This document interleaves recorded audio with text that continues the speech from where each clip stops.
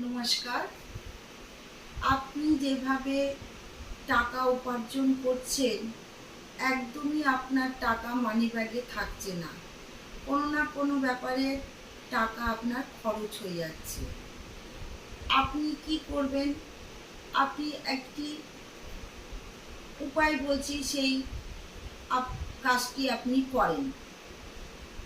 একটা 10 টাকার কয়েন নেবেন। দেখবেন 10 টাকার কয়েনের মধ্যে মায়ের মূর্তি আছে।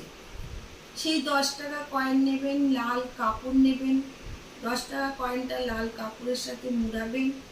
মুড়িয়ে বজরংবলীর বজরংবলীকে যে তুলসী পাতা আপনারা নিবেদন করেন, সেই তুলসী পাতাটা নেবেন। বুকে যে তুলসী পাতা বজরংবলীকে নিবেদন করেন, সেই তুলসী পাতা নেবেন। বজরংবলীর চরণে পুষ্প নেবেন।